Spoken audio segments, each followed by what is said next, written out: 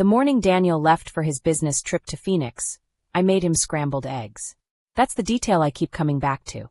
Not the kiss goodbye at the door.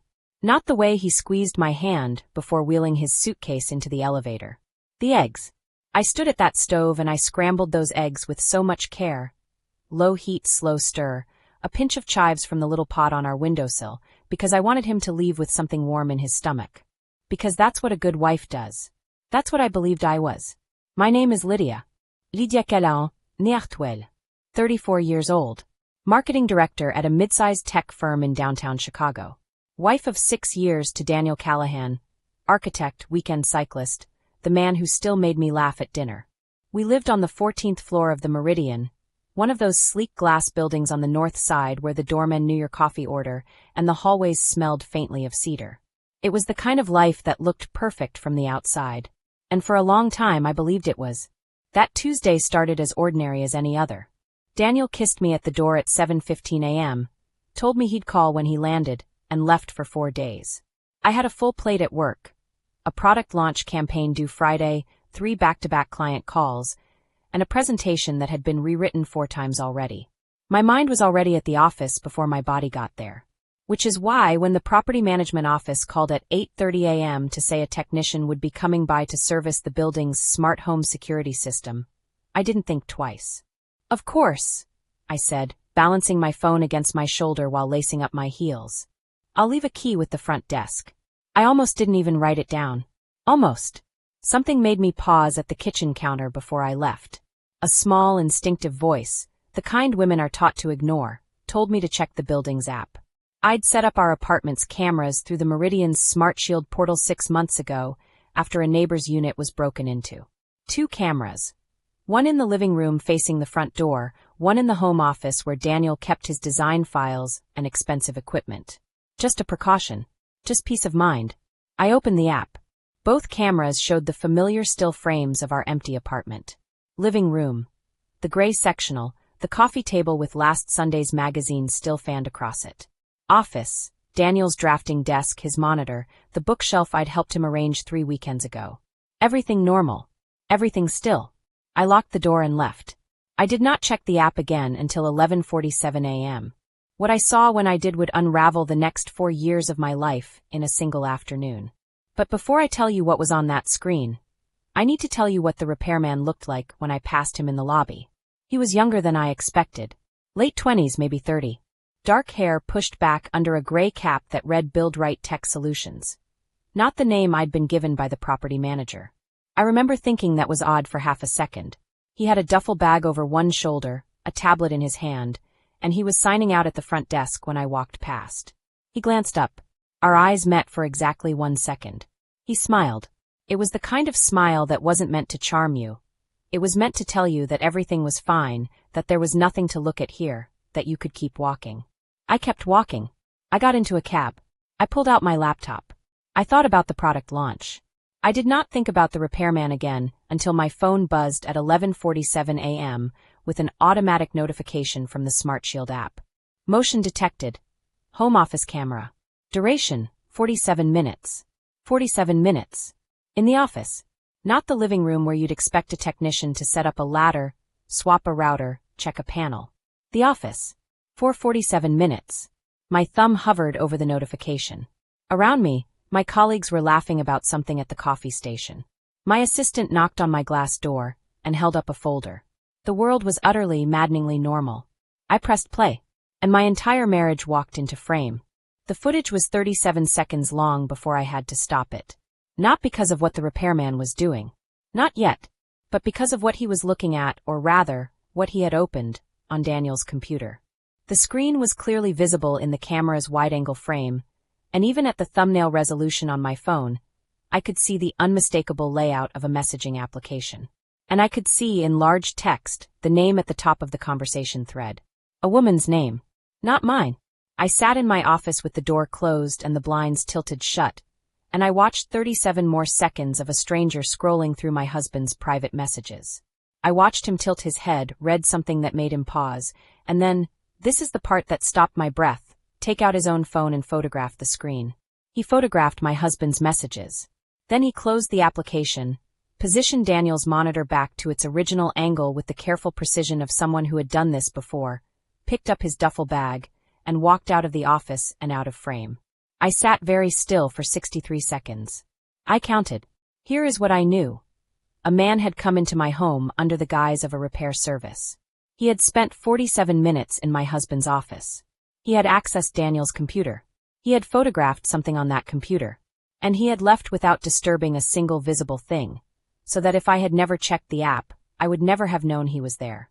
Here is what I didn't know: who sent him, what he found, and whether the name on that screen, the name I had seen for less than 3 seconds, the name that was not mine, was something I already should have known about.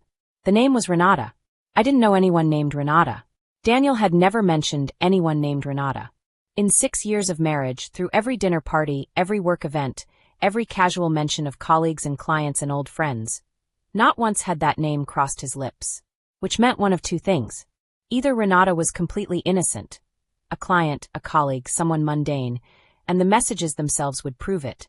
Or Daniel had been very, very careful to make sure I never heard that name. I needed to see those messages myself.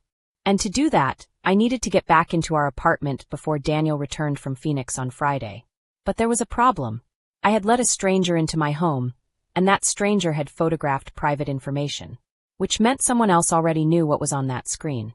Someone had sent that repairman, and they had a 4-day head start on me. I picked up my phone and dialed the property management office. The woman who answered had no record of any service call scheduled for our unit that morning. My hand went cold around the phone. The rest of that Tuesday passed in a fog of performance.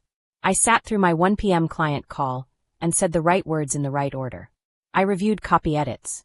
I signed off on a budget approval. On the outside, I was Lydia Callahan, competent and composed. On the inside, I was standing in a burning building, trying to decide which door to open first. By 4 p.m., I had made a list. This is what I do when I'm frightened: I make lists. I organize the terror into bullet points so that it feels containable. The list had 3 columns. What I knew, what I suspected, what I needed to find out. In the what I knew column, a man posing as a building technician had entered my apartment with a key I'd left at the front desk. He had spent 47 minutes in Daniel's office. He had photographed Daniel's messages with someone named Renata. The property management office had no record of the call. In the what I suspected column, the repairman had been hired by someone. That someone wanted information about Daniel. The name Renata was connected to that information. Daniel was hiding something. In the what I needed to find out column, I wrote 4 words and then stared at them for a long time. How long has this been going on? That was when my colleague Priya knocked and opened my office door, holding 2 cups of coffee like a peace offering, and said the words that changed the shape of everything. "Hey, is your husband friends with anyone who works at Verak Capital?" I looked up very slowly. "Why?" She held out her phone. On the screen was a LinkedIn post. A professional headshot of a woman, polished, dark-haired, with the kind of practiced smile that belonged in boardrooms. The name beneath the photo was Renata Voss, Senior Portfolio Manager at Verak Capital.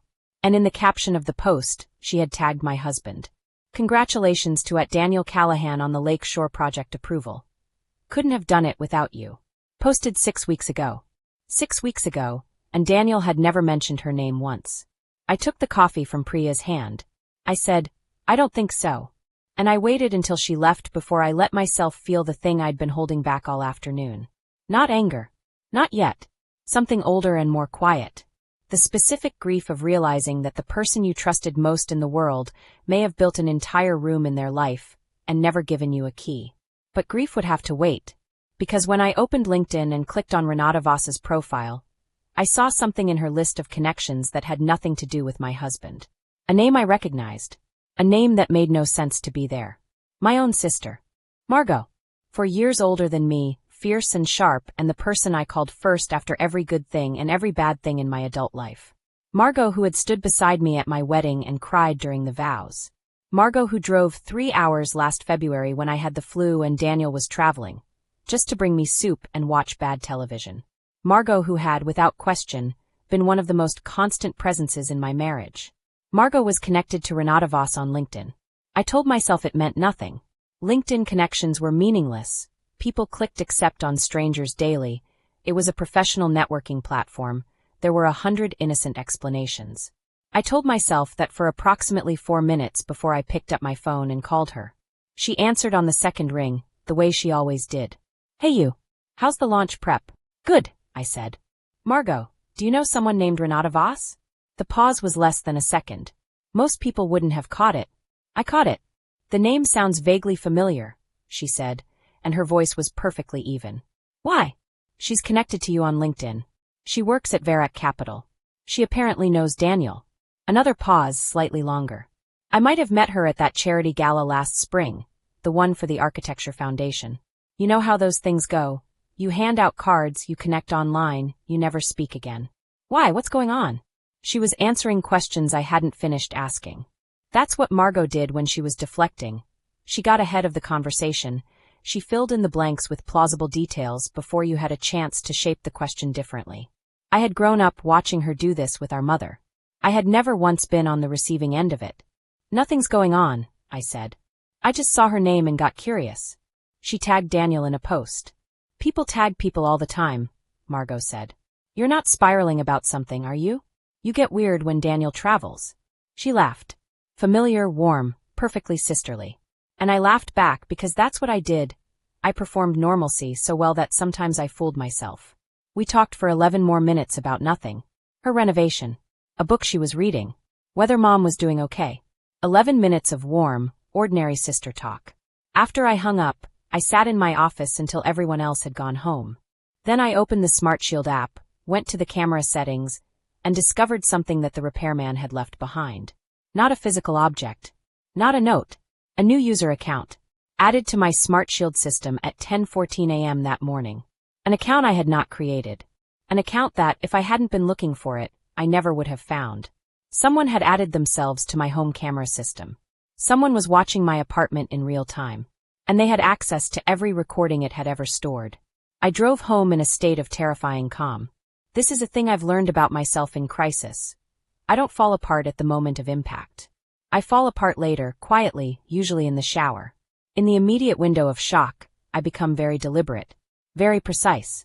The fear goes somewhere below the operating level, and I function at a kind of terrible clarity. I needed to think through what this meant. Someone, hired by a person I hadn't yet identified, had entered my apartment, accessed Daniel's computer, photographed his messages with Renata Voss, and installed themselves as a secondary user on my security camera system. This was not a random burglary. This was not opportunistic. This was targeted, planned, and sophisticated enough to use a fake service call as cover. Someone was building a case against my husband. The question that arrived next was the one I wasn't sure I wanted to answer. Was I on their side? Or his? Because here was the thing nobody tells you about discovering your husband's secrets. The betrayal doesn't arrive as a single clean feeling. It arrives as a system crash. Every memory re-renders itself in a new light. Every business trip. Every late night. Every time he turned his laptop screen slightly away when I walked into the room, and you thought nothing of it because you were a trusting person, because trust was the thing you had decided to build your life on. I pulled into the parking garage beneath the Meridian and sat in my car for 6 minutes. Then I went upstairs, made myself tea, and did the thing I should have done first. I called my friend Oksana, who was a corporate attorney, and told her everything. What she said when I finished made me set my tea down very carefully on the counter and check that I had heard correctly. Because what she told me meant that this situation was not about an affair. It was about something much, much larger. If you're still watching right now, you're exactly the kind of viewer I love. Subscribe so I can keep giving you stories that touch your heart. Hit that bell so you never miss what happens next. Lydia, Oksana said, and her voice had the particular quietness of someone choosing words with surgical care. What I'm about to tell you is covered by attorney-client privilege as of right now, okay? You're my client as of this moment. Say yes. Yes, I said. Verac Capital has been under federal investigation for 14 months. I stared at my tea. It's not public yet, she continued. But I have 2 colleagues whose clients are involved, and the word in certain circles is that it's significant. We're talking potential securities fraud, possible money laundering, and at least one allegation of witness intimidation. Renata Voss is one of the named individuals of interest. The room seemed to rearrange itself slightly.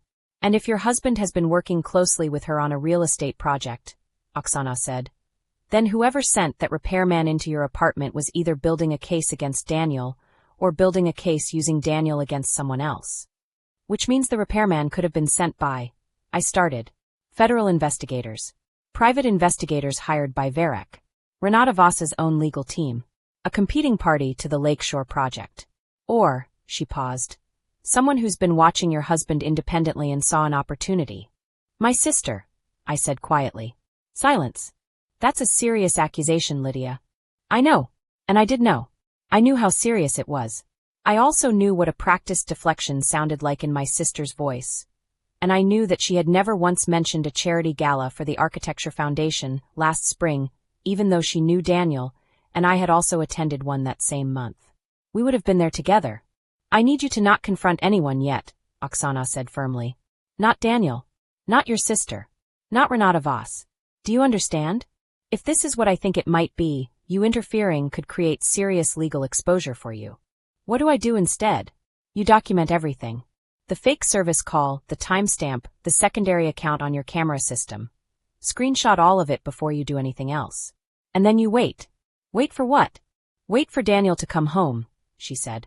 And watch how he acts when he doesn't know that you know. I took her advice about the screenshots. I documented everything. And then I did something Oksana had not told me to do, but that I did anyway, because I was not the kind of person who could simply wait. I looked up Buildright Tech Solutions, the name on the repairman's cap. It took me 11 minutes of searching to find what I was looking for. Because Buildright Tech Solutions had a registered address in Illinois. And its listed owner of record, the person who had filed the LLC paperwork 18 months ago, was someone I knew. Not Margot. Not Renata Voss. Not anyone connected to Varek Capital. Someone I had never in 1,000 years expected to see attached to any of this. Daniel's business partner. His closest friend since college. The best man at our wedding. A man named Fletcher Cole. Fletcher Cole had stood at the altar beside Daniel on the best day of my life and cried.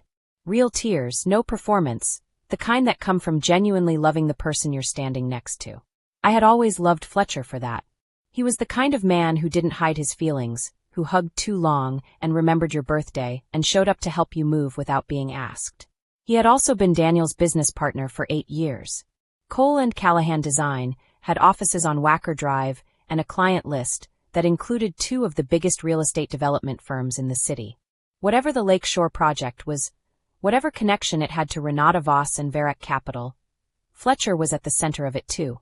So why had he sent someone into our apartment? I couldn't call him. Oksana's voice was in my ear. Don't confront anyone. I couldn't call Daniel either.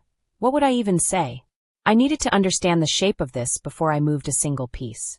I did what I always do when I need to understand something. I researched. I spent that entire Tuesday night at my kitchen table with my laptop, building a map. Renata Voss. Varek Capital. The Lakeshore Project. Fletcher Cole. Daniel. I pulled every public record I could find, news articles, property filings, business registrations, LinkedIn connections, society page photographs. I made a document. I organized the timeline. What emerged from that timeline was this. Varek Capital had invested in the Lakeshore Development Project 11 months ago. Cole and Callahan had been brought in as the lead architectural firm 8 months ago. Renata Voss had been the point of contact at Varek for the project from the beginning. And 6 months ago, right around the time I'd had the security cameras installed after the break-in at our neighbor's unit, Daniel had started traveling more. More weekends away. More late nights. More business dinners I was too tired to attend. I had attributed it to the project. Projects had seasons. Everyone in Daniel's industry worked this way. But 6 months ago was also when, according to the property records I'd found online, a shell company connected to Fletcher Cole had purchased a small condo in River North. A second address. Under a company name, not his own. People buy investment properties. I told myself that. It was innocent until proven otherwise. And then I found the photograph. It was in the background of a restaurant's Instagram post. One of those accounts that tagged patrons to build engagement. A candid of a table of laughing people. In the far left corner of the image, barely in frame, 2 people sat close together over a shared dessert. Daniel. And a woman with dark hair whose face was turned just enough away that I couldn't be sure. The restaurant was in River North. The post was from 3 months ago. I stared at that photograph for a long time. And then the SmartShield app notification lit up my screen. Motion detected. Living room camera. It was 11:22 p.m. I was sitting in the kitchen of that same apartment, very much awake. Someone was in my living room.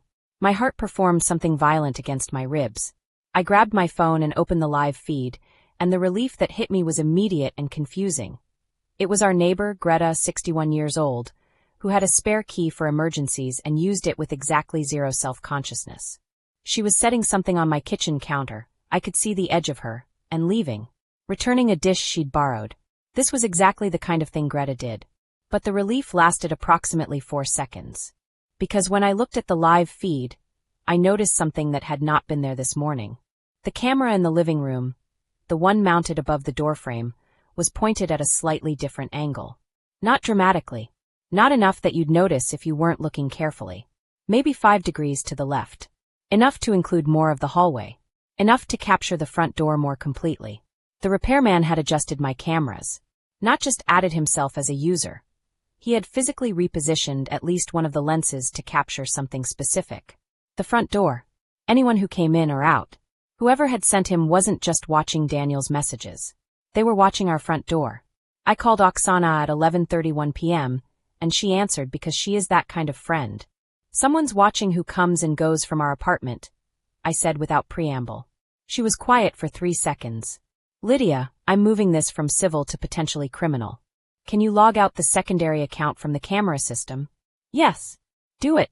Right now while I'm on the phone. I navigated to the settings page, found the unauthorized account. Listed simply as user 2, with an activation timestamp of 10:14 a.m., and deleted it. Done, I said. Good. Now listen to me carefully. Have you touched anything in Daniel's office? No. Keep it that way. And tomorrow, I need you to go into the office and act completely normal. Can you do that? I thought about my scrambled eggs. My careful, loving, ordinary Tuesday morning. I've been doing it for years, I said. I think I can manage one more day. After I hung up, I went to bed. I lay in the dark in the apartment where I had spent 6 years building what I believed was a life, and I thought about Fletcher Cole crying at our wedding.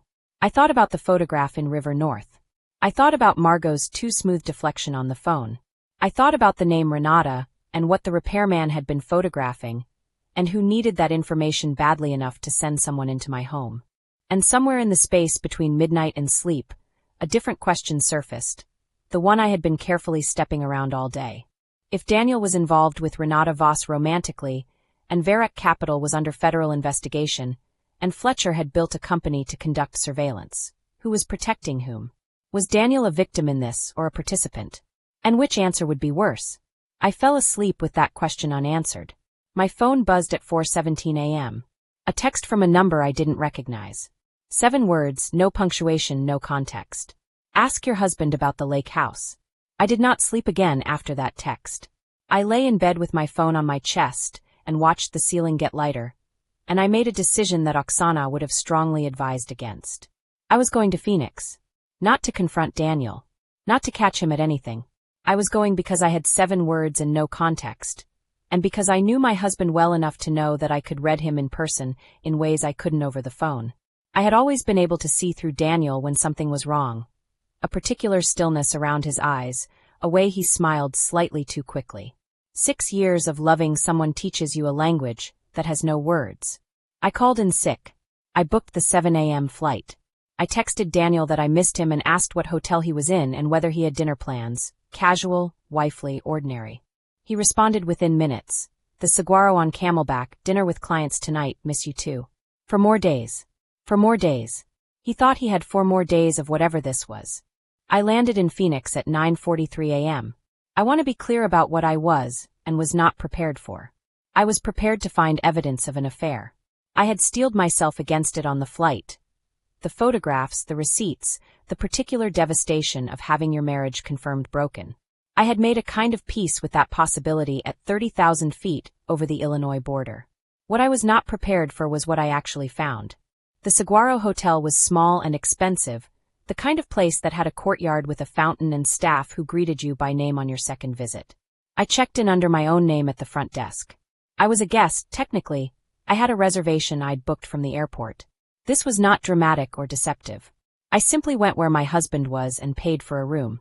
I texted him from the lobby, surprise. I took a sick day and missed you too much. Room 214. Come find me. Then I sat in the courtyard with coffee and waited. He came down 14 minutes later. And I saw it immediately. Not guilt, not the flash of panic I had braced for. What I saw on Daniel's face when he walked into the courtyard and found me sitting there was something far more complicated. It was relief. The specific, undisguised, almost tearful relief of someone who has been carrying something unbearable and has just been handed permission to put it down. He crossed the courtyard in long strides and pulled me into a hug that lasted too long and held too tight, and he said my name into my hair in the voice he used when things were bad, quiet and very serious and meant only for me. I was going to call you tonight, he said. Tell me, I said. And he did. He told me everything. Not in the orderly, linear way I've presented it to you. He told me in the fractured, interrupted, backtracking way of a person who has been holding a story together by force of will and is finally letting it fall apart at the seams. Renata Voss had approached him 8 months ago. Not romantically. As a source. She was cooperating with federal investigators. She had been for 14 months, secretly at significant personal risk, because she had discovered that Varec Capital's principals were laundering money through real estate development projects, including the Lakeshore development. She had needed an architect willing to cooperate with the investigation. Someone who could document irregularities in the project's financials, discrepancies between filed permits and actual construction specifications, evidence that the buildings were being used to move money rather than actually develop. Daniel had agreed to cooperate 3 months ago. Fletcher didn't know. The text I got this morning, I said when he paused. Someone texted me about a lake house. Daniel went very still. What number? I showed him.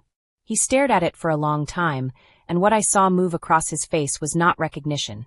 It was fear. That's not a number I know, he said. But if someone is texting you about the lake house, then someone knows about the secondary evidence file. He looked up at me. Lydia, the lake house is where the federal case documents are stored. Physical copies. It's not ours, it's a safe house the investigators arranged. Someone broke into our apartment yesterday, I said quietly. Posed as a building technician. They accessed your computer and photographed your messages. And they added themselves to our security camera system. The color left my husband's face. I need to call someone, he said, already reaching for his phone. Right now. I need to call someone right now. But before he could dial, my own phone rang. The screen said Margot. I looked at Daniel. He looked at me. And in that suspended moment before I answered, I felt the full terrible weight of what I still didn't know. Because if Margot was connected to Renata Voss, and Renata Voss was a federal cooperator, then Margot might be anything. An ally. A threat. A player in a game whose rules I still didn't fully understand. I pressed answer. Where are you? Margot said. Not hello. Not hey you. Just the direct, stripped-down question of someone who already knew I wasn't where I was supposed to be. Phoenix, I said. A long exhale. You went to find Daniel. I did. Is he with you right now? Yes. Okay. Another exhale. Then, Lydia, I need to tell you something and I need you to not say anything until I've finished. Can you do that? I had spent 30 years knowing when my sister was telling the truth. I heard it now. The particular texture of her voice when she was done managing and ready to confess. Go ahead, I said. She told me that she had known about the Varec Capital investigation for 7 months. She told me this because her ex-boyfriend, a man she had dated briefly 4 years ago and never mentioned to me because it hadn't lasted and hadn't mattered, worked in federal financial crimes enforcement. They had stayed in loose contact. He had reached out to her 7 months ago and asked if she knew anything about Daniel's work with the Lakeshore project. Not as an accusation. As a careful inquiry from someone who was worried that Daniel was unknowingly walking into something dangerous. She hadn't told me because she hadn't known how. Because every time she tried to construct the conversation in her head, it ended with me being devastated. And she was trying to protect me from devastation before she was sure there was something to be devastated about. The repairman, I said. That wasn't me, she said immediately. I swear to you on everything, Lydia. I didn't send anyone into your apartment. When you asked me about Renata Voss yesterday, I panicked because I thought you already knew everything and were testing me, and I handled it badly. I'm sorry. I believed her. Not because I was naive, but because I could hear the particular pitch of her voice, the one that only existed when she was telling the absolute truth. I had heard that voice exactly 3 times in our lives, and all 3 times had mattered. Then who sent the repairman? I asked. She went quiet for a moment. I have a theory, she said. But I'm not certain. Tell me your theory. Fletcher Cole, she said. I think Fletcher found out that Daniel was cooperating with the investigation. I think he's been trying to gather evidence about Daniel, about Renata, maybe about the investigators themselves, to build leverage. Fletcher has a lot to lose if the Lake Shore project collapses, Lydia. His firm's entire financial position right now is built on that deal. I looked at Daniel across the courtyard table. He had gone pale in a way I hadn't seen since his father's funeral. That's my theory too, I said. There's something else, Margot said. Her voice changed, dropped lower, took on the particular weight of something she'd been carrying alone. The lake house. The safe house. If Fletcher sent that repairman to get information from Daniel's computer, he might have found reference to it. He might know where it is. Daniel was already on his feet, phone to his ear. He'd heard enough of my side of the conversation to understand. He was calling someone, I assumed the investigators, whoever he had contact information for. I'll call you back, I told Margot. I hung up and looked at my husband. This man I had made eggs for less than 30 hours ago. This man who had been carrying a federal cooperation agreement in silence for 3 months. This man who had been trying to protect something and had not told me that we were in danger. The files, I said. Are they secure?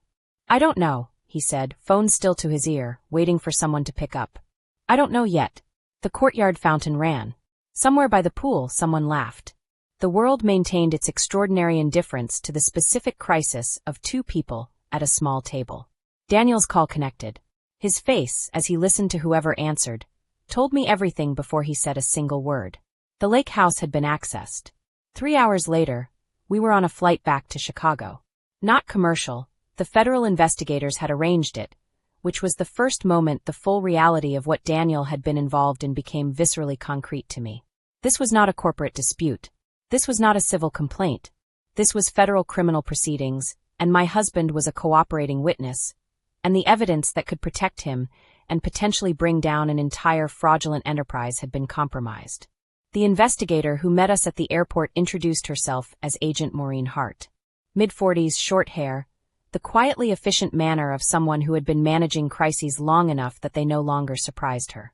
She shook my hand and said, Mrs. Callahan, I want to apologize that you were drawn into this. That was never the intent. What happened at the lake house? I asked. Someone accessed the property at approximately 3 a.m. last night, she said, walking us toward a waiting car. The physical document copies were not taken. We had a secondary security measure in place that the intruder wasn't able to bypass. But they were photographed, we believe with a high-resolution device. Fletcher Cole, Daniel said. Agent Hart glanced at him. We're looking at Mr. Cole, yes. We've been tracking a parallel investigation of your firm for the past 6 weeks. We had hoped to conclude it before it intersected with your cooperation agreement, but the timeline has accelerated. She paused. The repairman who entered your apartment yesterday is known to us. He's a private investigator named Dern. He works for an attorney who represents Fletcher Cole. I processed this. So Fletcher hired someone to surveil my home, access my husband's computer, and break into a federal safe house. We believe so. And he did all of this because he found out Daniel was cooperating. That's our working theory. I sat back in the car seat and thought about Fletcher Cole at our wedding, crying genuine tears. I thought about 8 years of partnership, of friendship, of a man who had shared office space and credit lines and late nights with my husband.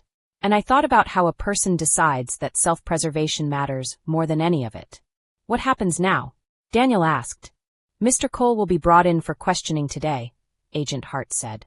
The evidence from the lake house, even photographed, can be authenticated. Your cooperation is still valuable. Renata Voss's testimony is still intact. She looked at Daniel. You're not in legal jeopardy, Mr. Callahan. Not from this. Your cooperation agreement is solid. Daniel let out a breath. Then he took my hand and I let him. We sat in the back of that car in silence for a long stretch of expressway, and I thought about everything I had learned in the past 36 hours, and the thing I kept coming back to was not the investigation, not Fletcher, not even Renata Voss. It was the eggs. The scrambled eggs I had made that morning with low heat and careful stirring, and a pinch of chives. I had been taking care of someone who was carrying something enormous, and had not trusted me to carry it with him. That was the wound. Not the danger, not the deception of omission, but the assumption that I needed to be protected from the truth of my own life. Agent Hart dropped us at the Meridian. She would have officers nearby. She would call when Fletcher had been brought in. She told us not to leave the city. Daniel and I rode the elevator to the 14th floor in silence. I unlocked the apartment door. The living room was exactly as I had left it. The gray sectional, the magazine fanned across the coffee table. Ordinary. Still, the camera above the doorframe pointed at its slightly adjusted angle. I looked at it for a long moment. Then I turned to my husband. "I need you to tell me everything," I said. "From the beginning. Every piece you left out because you thought you were protecting me. Every conversation with Renata, with the investigators, every moment you made a decision that affected both of us without asking me first. And you're going to tell me tonight." He nodded. He sat down on the couch. He put his hands on his knees. "There's one more thing," he said quietly. "Something I haven't told the investigators yet. Something I found last week that I wasn't sure what to do with." He reached into his jacket pocket and set a USB drive on the coffee table. "Fletcher gave me this 6 months ago," he said. "He said it was project files. I never opened it. Something felt wrong and I kept it. Lydia, I think there's something on here that changes the entire picture of what Fletcher knew, and when he knew it." I looked at the drive. Small, black, unremarkable. The kind of object that contained nothing until it suddenly contained everything. "We need to call Agent Hart," I said. "Yes," he said. "But I wanted you to see it first. I wanted you to be part of this decision. I should have done that from the beginning." He looked at me, really looked at me in the direct, unguarded way that he rarely let himself do. "I'm sorry I didn't." The apartment was quiet. Outside our windows, Chicago moved through its evening, indifferent and enormous and ordinary. I picked up my phone to call Agent Hart, and that was when every light in the apartment went out. Complete darkness for 3 seconds. Then the emergency lighting in the hallway outside flickered on, sending a thin line of amber under the door. A power outage. Building-wide, by the look of it. The ambient hum of the city's reflected light was still visible through the windows, which meant it wasn't the grid. Someone had cut the building power. Daniel was on his feet immediately. I heard him moving toward the window in the dark. "Don't," I said. Not loud, just firm. The specific firmness of a person who has spent 36 hours being afraid and has come out the other side into something clearer and harder. "Don't go to the window." I called Agent Hart. She answered on the first ring, and before I could speak, she said, "We know. Stay away from the windows and do not open your door. We have people in the building." She hung up. Daniel and I sat in the dark on the living room floor with our backs against the couch. Not romantic, not cinematic, just two people making themselves as small a target as possible while the world sorted itself out around them. 22 minutes later, the lights came back. 14 minutes after that, Agent Hart knocked on our door and told us that Fletcher Cole had been apprehended in the building's maintenance corridor, where he had accessed the electrical panel. He had not come for the USB drive. He had come because of what was on Daniel's computer, a backup email file he hadn't realized Daniel kept, that contained, in a folder labeled Project Admin Q3, a thread of communications that connected Fletcher directly to Verek Capital's fraudulent transactions at a level the investigators hadn't previously documented. Fletcher had known what Verek was doing. Not passively, actively. He had been a participant, and he had spent the past 3 months believing that if he could control what Daniel knew and what the investigators had access to, he could stay ahead of it. He had not stayed ahead of it. We spent 4 hours that night at a federal field office downtown, giving statements, handing over the USB drive, reviewing camera footage and call records. Daniel sat across a table from Agent Hart and told his story cleanly and completely for the first time, and I sat beside him because I was not a witness, I was his wife, and I refused to be in the waiting room while my life was being discussed. No one told me to leave. It was very late by the time we got back to the apartment. We didn't talk much. We were wrung out and strange and not yet fully ourselves again. Daniel made tea, which he almost never did, and we sat at the kitchen table in the same 2 chairs where I had set his breakfast 20 hours before a world ago. "The eggs," he said suddenly. I looked up. "This morning. When I left." He smiled, and it was the exhausted, real, unguarded smile of someone who has just been through something and come out changed. "You made me scrambled eggs. With the chives. I always make you eggs when you travel." "I know." He wrapped his hands around his mug. "I kept thinking about that all day in Phoenix. Stupid thing to think about in the middle of all of this. But I kept thinking, she made me eggs. She took care of me this morning and she didn't know any of it, and she still just made me eggs." I didn't say anything for a moment. I want to be honest with you, I said. About all of it. Going forward. I want that to be a thing we actually do. Yes, he said. Not protected honesty. Not I'm telling you this because you'd find out anyway honesty. Real honesty. The kind where you tell me something because you think I deserve to know. He met my eyes. Yes, he said again. We sat in the kitchen until almost 2 a.m., and he told me everything, and I listened to all of it, the parts that hurt and the parts that made sense and the parts that would take a long time to fully process. He was not perfect in the telling. He stumbled over certain things and went too fast through others. But he told me, and I believed him, and that was the beginning of something. Not the end of difficulty. There would be months of legal proceedings, of testimony, of Fletcher's case working its way through the system while Renata Voss cooperated and Varec Capital collapsed, and 2 of its principals eventually pled guilty to charges that made the front page of the business section. There would be hard conversations and harder silences, and the long, slow work of recalibrating trust, once you've discovered it was operating on incomplete information. But that's not the thing I want to leave you with. The thing I want to leave you with is this. I found out because I checked my phone at 11:47 a.m., and saw a 47-minute motion alert I almost ignored. Because a small voice told me to look at the building app before I left for work. Because I had installed those cameras after a neighbor's break-in and never expected to need them for anything more than peace of mind. We move through our lives believing we know the shape of them. Believing that the familiar things, the apartment, the marriage, the sister, the best man, are what they appear to be. And most of the time they are. Most of the time, ordinary life is exactly as ordinary as it looks. But sometimes the repairman stays 47 minutes in the wrong room. And sometimes the camera sees what you weren't meant to see. And sometimes the person who loves you has been trying so hard to protect you from the truth that they forgot to ask whether you were strong enough to live inside it. I am. I always was. I made my husband eggs the next morning, too. Low heat. Slow stir. A pinch of chives. Some things you keep because they're true, regardless of everything else that changes around them. And sometimes the most radical act of love is simply refusing to look away. From the screen, from the story, from the person sitting across from you at the kitchen table. Even when what you see is complicated. Especially then.